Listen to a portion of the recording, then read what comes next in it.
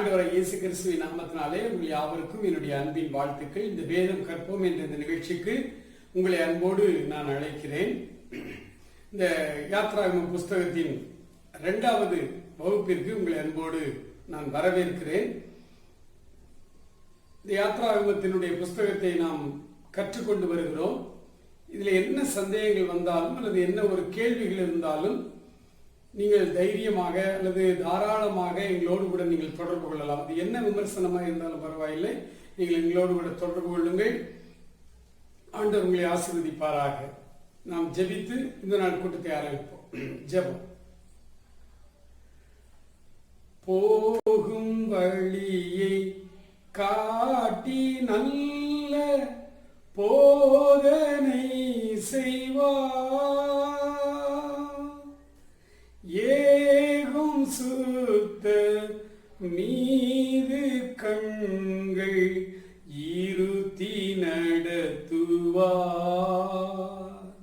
இயேசு திருத்தி நடத்துவார், வழி நடத்தும் வல்ல தேவன் வாழ்வில் நாயகரே, வாழ்வில் நாயகனே, நம் தாழ்வின் தாயகனே, வழி நடத்தும் வல்ல தேவன் வாழ்வில் நாயகனே. அப்பா, பாவம் நிறைந்த இந்த உலகத்திலே நாங்கள் வாழ்ந்து கொண்டிருக்கிறோம். பரிசுத்தம் நிறைந்த பரம கானானுக்கு நேராக எங்களை அழைத்து செல்லுகிறீரப்பா. இந்த வழி பாதையிலே அல்லது இந்த யாத்திரையிலே உமக்கு பின்னாக நாங்கள் நடந்து வர இடுக்கமான வாசல் வழியாய் உட்பிரவேசிக்க பிரயாசப்படுங்கள் என்று சொன்னீரே. நீர் செல்கிற அந்த பாதையின் வழியே நாங்கள் கடந்து வர, உடைய அடிச்சுவடுகளை பின்பற்றி கடந்து வர எங்களுக்கு இந்த வேத பாடங்கள் மிகுந்த ஆசீர்வாதம் உள்ளதாக, நாங்கள் கற்றுக்கொள்வதற்கு ஏதுவாக மாத்திரமல்ல, அதன்படி நடப்பதற்கும் தூய ஆவியானவர் எங்களுக்கு அனுகிரகம் செய்வீராக. தொடர்ந்து எங்களை வழிநடத்தும் ஆசீர்வதியும். இயேசு கிறிஸ்துவின் நல்ல நாமத்தில் ஜெபிக்கிறோம் எங்கள் அருமை பிதாவே. ஆமென், ஆமென். இந்த 2வது நாள் வகுப்பிற்கு தொடர்ந்து நாம் யாத்ராகமத்திலே படித்துக் கொண்டிருக்கிறோம். இந்த ராஜா இந்த ஜனங்களை எவ்வளவாய் ஒடுக்கினானோ அவ்வளவாய் அவர்கள் பெருகினார்கள் என்று வேதம் சொல்லுகிறார். ஆகவே இந்த ராஜா ஒரு காரியத்தை செய்தான். ஆண் குழந்தையெல்லாம் கொன்றுவிட வேண்டும் என்று திட்டம் தீட்டினான். உலக வரலாற்றின் ஆரம்பத்திலே ஆண் குழந்தைகளை கொன்றுவிடுங்கள், பெண் பிள்ளைகளை உயிரோடு வையுங்கள் என்று சொன்னார். ஆனால் இந்த உலகத்தின் கடைசி நாட்களாகிய இந்த நாட்களிலே நம்முடைய தமிழ்நாட்டிலும் கூட ஆண் குழந்தைகளை உயிரோடு வைத்து விடுங்கள், பெண் குழந்தைகளை கொன்று விடுங்கள் என்ற மனோபாவம் மாறி இருக்கிறது. உலகத்தின் முடிவு அல்லது இந்த ராஜ்யத்தின் முடிவு என்பதற்கு இதுவும் ஒரு அடையாளம். மருத்துவச்சிகளை அழைத்தார் பார்வோன். மருத்துவச்சிகளை அழைத்து சொன்னான். சிப்போராள், பூவாள் என்கிற 2 மருத்துவச்சிகள் இருந்தார்கள் இஸ்ரவேல் ஜனங்களுக்கு, எகிப்து ஜனங்களுக்கும் பிரசவம் பார்ப்பதற்காக. அப்பொழுது ராஜா சொன்னான், நீங்கள் மனையிலே அவர்கள் அமரும் பொழுது இந்த பிரசவத்தை நீங்கள் தான் நடத்துகிறீர்கள், பார்க்கிறீர்கள். அந்த பிரசவத்திலே ஆண் குழந்தைகள் பிறந்தால் கொன்று விடுங்கள், பெண் குழந்தைகளை உயிரோடு வையுங்கள் என்று சொல்லி ராஜா ஒரு கட்டளையை இட்டான். ஆனால் இந்த மருத்துவச்சிகள் தேவனுக்கு பயந்ததினால் அவர்கள் அவ்விதமாய் செய்யவில்லை. அவர்கள் அப்படி செய்யவில்லை என்று ராஜாவுக்கு தகவல் வந்த பொழுது ராஜா அழைத்து கேட்கிறார், ஏன் நீங்கள் இப்படி செய்கிறீர்கள்? நான் சொல்லுகிற காரியத்தை ஏன் கேட்க மாட்டீர்கள் என்று சொல்லி ராஜா அவர்களை கடிந்து கொண்ட பொழுது அவர்கள் ஒரு வார்த்தை சொன்னார்கள். ராஜா, நம்முடைய எகிப்திய ஸ்திரீகளை போல அல்ல இஸ்ரவேல் ஸ்திரீகள். இஸ்ரவேல் பெண்கள் நம்மை விட பலசாலிகளாய் இருக்கிறார்கள். நாங்கள் செல்வதற்கு முன்பாகவே பிரசவம் நடந்து விடுகிறது, சுகப்பிரசவம் நடந்து விடுகிறது என்று அவர்கள் சொன்னார்கள். அது உண்மையும் கூட, அது உண்மையும் கூட. ஏனென்றால் அன்றைய காலகட்டத்திலே இஸ்ரவேல் பெண்கள் அத்தனை பேரும் வேலை செய்தார்கள், கடினமாய் வேலை செய்தார்கள். இன்றைய மருத்துவம் நமக்கு என்ன சொல்லுகிறது? பெண்கள் கர்ப்ப காலத்திலே அவர்கள் குனிந்து நிமிர்ந்து வேலை செய்ய வேண்டும், அல்லது பல உடற்பயிற்சிகளை அவர்கள் எடுக்க வேண்டும், வீட்டு சமையல் வேலைகளையாவது அவர்களே செய்ய வேண்டும். அப்படி குனிந்து நிமிர்ந்து வேலை செய்யும் பொழுது அவர்களுக்கு பிரசவம் இலகுவாகிறது என்று இன்றைய நவீன மருத்துவம் சொல்கிறது. இதை அன்றைக்கே அவர்கள் சொன்னார்கள். அவர்கள் பலசாலிகளாக இருக்கிறார்கள், சோம்பேறிகள் அல்ல. அவர்கள் நன்றாய் உழைக்கிறார்கள், வேலை செய்கிறார்கள். ஆகவே பிரசவம் தானாகவே நடந்து விடுகிறது, இலவசமாகவே நடந்து விடுகிறது என்று சொன்னார். இதிலும் ஒரு சின்ன காரியத்தை கற்றுக்கொள்ளுகிறோம். சோம்பேறிகளாய் நாம் இருக்கக்கூடாது. சுறுசுறுப்பானவர்களாய் உழைக்கிறவர்களாக நாம் நன்றாய் கடின வேலை செய்வர்களாக நாம் இருந்தால் நம்முடைய காரியங்கள் எல்லாம் ஆசீர்வாதமாய் இருக்கும் என்று வேதம் நமக்கு கற்றுத் தருகிறது. சரி, இந்த சூழ்நிலையில் தான் ஒரு அழகிய குடும்பம். இன்றைய பாடத்திலே லேவியின் குடும்பம் இருந்தது. அந்த பகுதி 2ஆம் அதிகாரத்தில் இருக்கிறது. உங்களுக்காக நான் வாசிக்கிறேன். அந்த யாத்திராகமம் 2ஆம் அதிகாரத்திலே 1, 2 ஆகிய அந்த வசனங்களை வாசித்தால், லேவியின் குடும்பத்தாரில் ஒருவன் லேவியின் குமாரத்திகளில் ஒருத்தியை விவாகம் பண்ணினான். அந்த ஸ்திரீ கர்ப்பவதியாகி ஒரு ஆண் பிள்ளையை பெற்று அது அழகுள்ளது என்று கண்டு அதை 3 மாதம் ஒளித்து வைத்தார். இங்க ஒரு அழகிய குடும்பம். சின்ன அந்த காலத்துல எல்லாம் நிறைய குழந்தைகள் பெற்றுக்கொண்டிருந்த காலம் அது. அந்த காலத்திலே 3 பிள்ளைகள் இருந்த ஒரு அழகிய குடும்பம், சிறு குடும்பம். ஒரு லேவி, அவருடைய மனைவியும் அதே லேவி குடும்பத்தை சேர்ந்தவள்.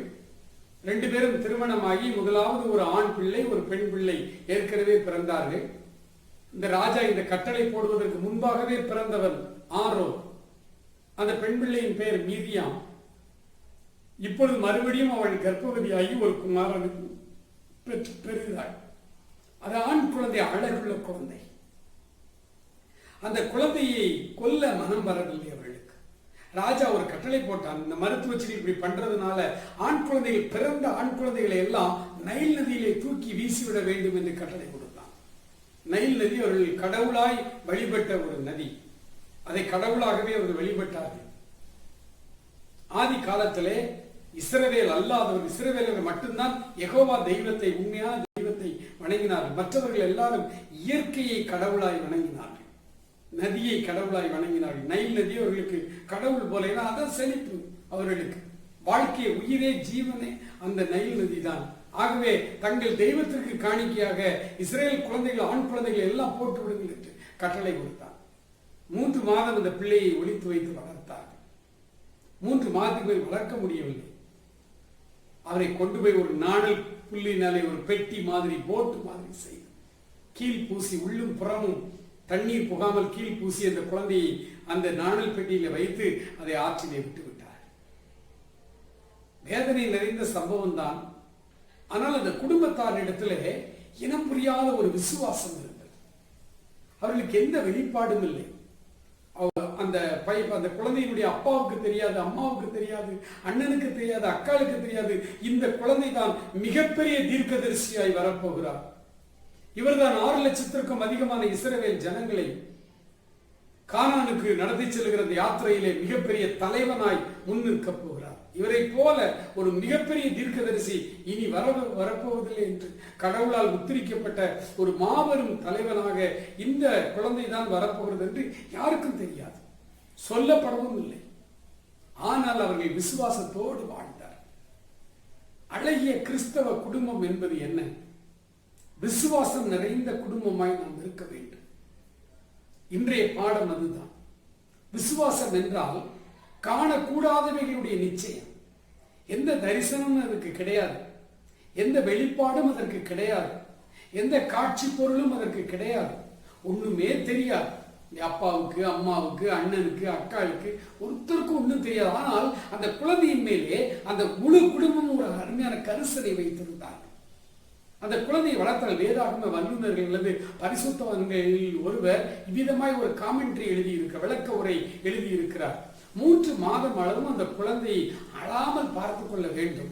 ஏனென்றால் இந்த வீட்டில் ஒரு ஆண் குழந்தை பிறந்திருக்கிறது, அதை நதியிலே போடாமல் வைத்திருக்கிறார்கள் என்பதை பக்கத்தில் இந்த தெருவில் உள்ள மற்றவர்கள் அறிந்தால் உடனே ராஜாவுக்கு தகவல் சென்றுவிடும். ஆகவே இந்த குழந்தை என்ன செய்திருக்கலாம், அந்த அண்ணன், அக்காள், அப்பா, அம்மா ஷிப்ட் முறை வைத்து அந்த குழந்தைய வாயை பொத்தி பொத்தி வளர்த்தாங்க. குழந்தை அழ வேண்டும், குழந்தை வீறிட்டு அழ வேண்டும், கத்த வேண்டும், அப்பதான் பேச்சு நல்லா வரும். பிற்காலத்தில் இன்றைய நவீன மருத்துவம் சொல்லுகிறது. அவர்கள் இப்படி வாயை பொத்தி பொத்தி வளர்த்திருக்கலாம் அப்படின்னு சொல்றாங்க. ஏன்னா நமக்கு பைபிள்ல இல்ல பார்த்தீங்களா, நம்மள அடிச்சு விடக்கூடாது. அப்படி இருந்திருக்கலாம். ஏனென்றால் பிற்காலத்திலே மோசே சொல்கிறார், ஆண்டவரிடத்திலே பேசுகிறார், திக்கு வாயனும் மந்த நாவும் உள்ளவனா, எனக்கு சரியா பேச வராது ஆண்டவரே. ஏன் பேச வராது? ஆரம்ப நாட்டில் முதல் 3 மாசம் அளவே விடல, சத்தமே கேட்க விடல. குழந்தைய வாயை பொத்தி பொத்தி வளர்த்தாங்களா என்னன்னு தெரியல. ஒருவேளை இருந்திருக்கலாம், வாய்ப்பு இருக்கிறது. அதனால கூட மோசைக்கு திக்கு வாயனாய் ஒருவேளை மோசை மாறி இருக்கலாம். சரி, மோசே அந்த அந்த நாணல் பெட்டியிலே வைத்து அந்த குழந்தையை அப்படியே நதியிலே மிதக்க விட்டார். அந்த குழந்தையின் சகோதரி மிரியாம், இந்த பாசம் இருந்திருக்க வேண்டும், ஒரு இனம் புரியாத விசுவாசம். அது அந்த குழந்தைக்கு என்ன சம்பவிக்குமோ என்று பின்னாலே போகிறார். விசுவாச வாழ்க்கை அது ஒரு சுவாரஸ்யம் நிறைந்த வாழ்க்கை. நாளை நடக்க போவது என்னவென்று நமக்கு தெரியாது, எந்த வெளிப்பாடும் கிடையாது. ஆனால் கடவுள் மேல் பக்தியாய், கடவுள் மேல் நம்பிக்கை உள்ளவர்களாய், விசுவாசம் உள்ளவர்களாய் நாம் ஆண்டவரை எதிர்பார்த்து காத்திருக்கிற அந்த வாழ்க்கை. நம்ம குடும்பத்தில் பிள்ளைகள் இருக்கிறார்கள், நாளைக்கு என்னவாய் வருவார்கள் யாருக்கு தெரியும்? ஒரு குழந்தை பிறந்த உடனே ஆண்டவர் அந்த குழந்தையினுடைய பிறப்பிலிருந்து இறப்பு A to Z எல்லாம் சொல்லுகிறார். சொல்வதில்லை.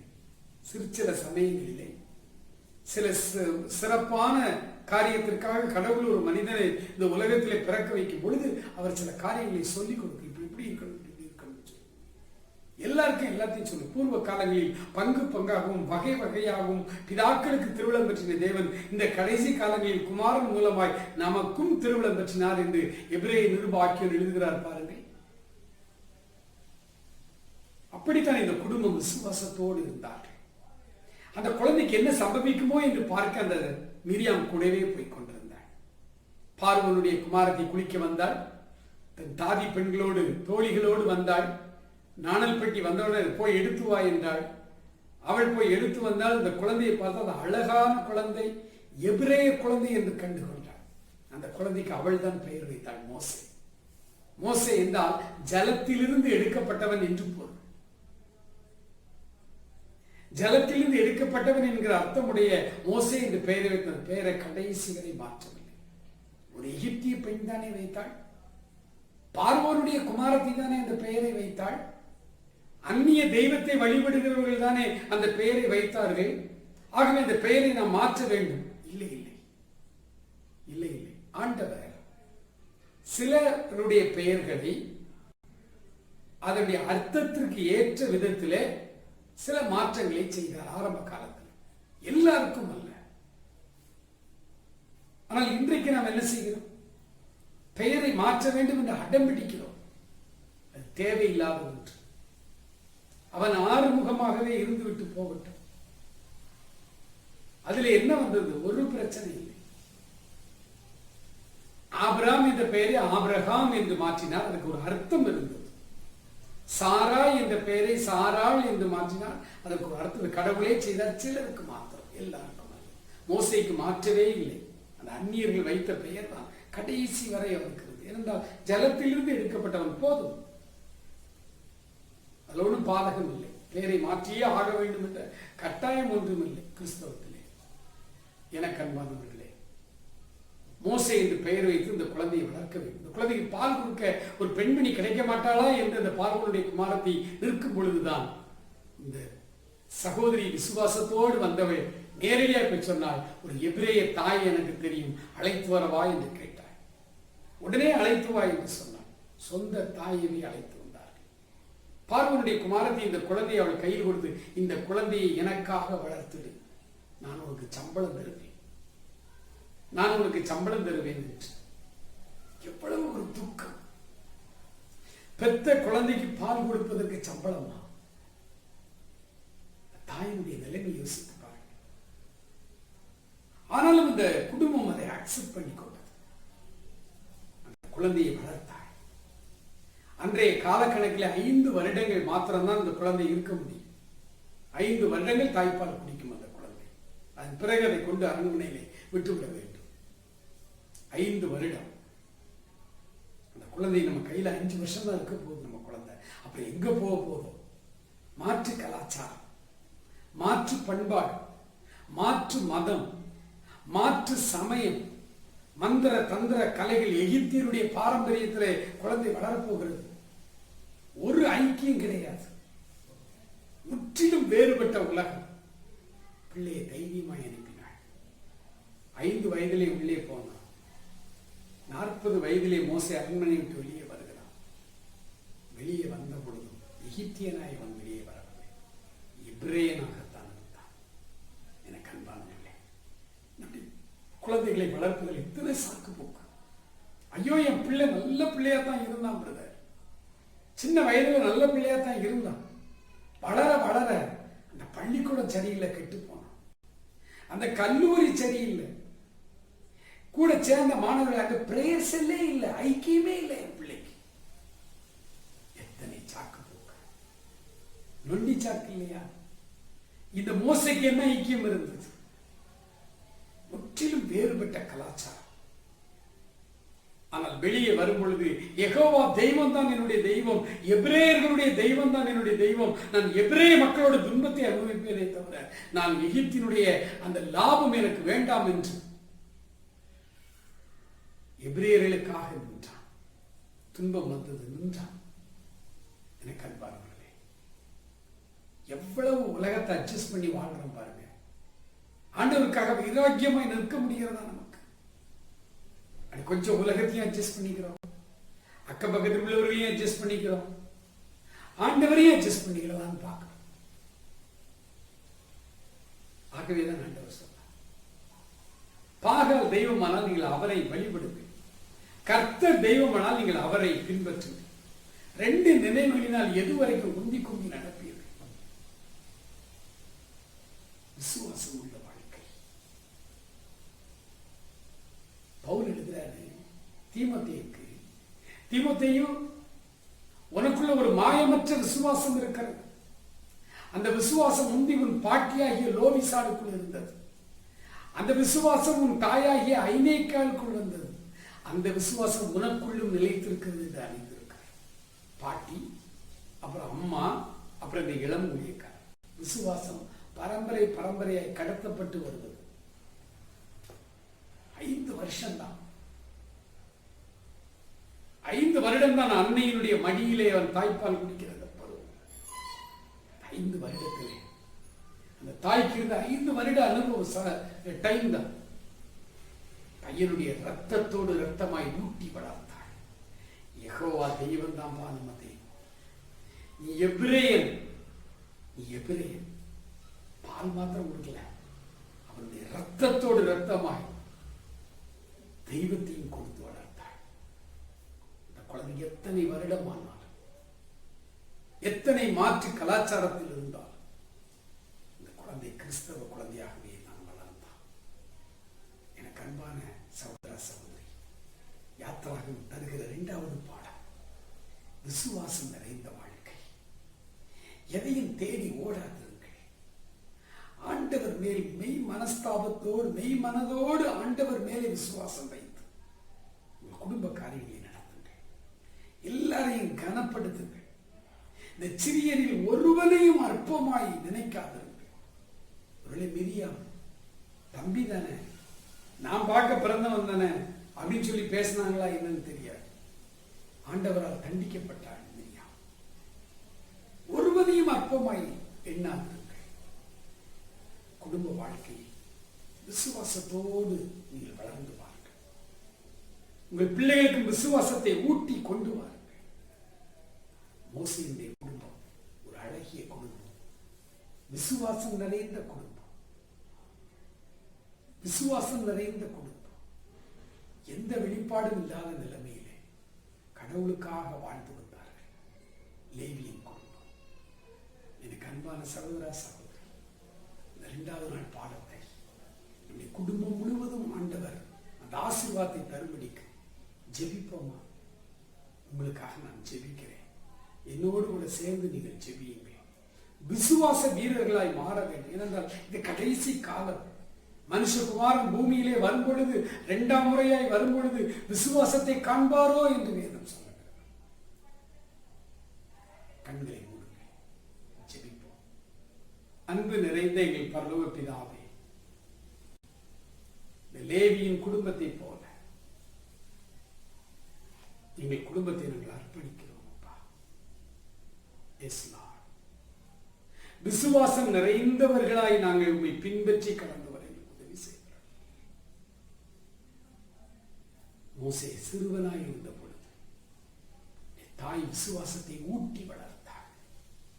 சின்ன குழந்தைதானே, அவனுக்கு என்ன புரியும் என்று அவள் யோசிக்கவில்லை. முதல் 5 ஆண்டுகள் அவன் ரத்தத்தோடு ரத்தமாய் தன்னுடைய விசுவாசத்தை ஊட்டி வளர்த்தாள். எத்தனை மாற்று கலாச்சாரத்துக்குள்ளே அவன் கடந்து சென்று வந்தான். எவ்வளவு படித்தாலும் அந்நிய மார்க்கத்திலே அவன் இருந்தான், வளர்க்கப்பட்டான். எபிரேயனாகவே வளர்ந்து வந்தான். எபிரேயனாகவே அவன் வளர்ந்து வந்தான். நாங்களும் கூட ஆண்டவரே, எங்கள் குடும்பமும் கூட ஆண்டவரே, ஒரு எபிரேய குடும்பமாய் வளர்ந்து வர கர்த்தர் எங்களுக்கு அனுகிரகம் செய்யும். கர்த்தர் எங்களை ஆசீர்வதி. எங்களை ஒப்பு கொடுக்கிறோம் அப்பா. மோசேயின் குடும்பத்தை போல எந்த வெளிப்பாடும் இல்லாத நிலைமையிலும் நாங்கள் விசுவாசத்தோடு ஆண்டவரே உம்மை பின்பற்ற எங்களுக்கு உதவி செய்ய. நானும் என் வீட்டாருமோ என்றால் கர்த்தரையே சேவிப்போம் என்ற வார்த்தையின்படியாக கடைசி காலங்களிலே ஆண்டவரே, பொய்யான அற்புத அடையாளங்கள் அதிகமாய் நடக்கிறதான இந்த கடைசி காலங்களிலே நாங்கள் மெய்யான உண்மை பின்பற்றி விசுவாசத்தோடு நடந்து வர எங்களுக்கு உதவி செய்தார்கள். ஒவ்வொருவரையும் ஆசீர்வதி. தொடர்ந்து வேதம் கற்றுக்கொள்ள உதவி செய்யும். இயேசு கிறிஸ்துவின் நல்ல நாமத்தில் ஜெபிக்கிறோம் எங்கள் அருமை பிதாவே. ஆமென்.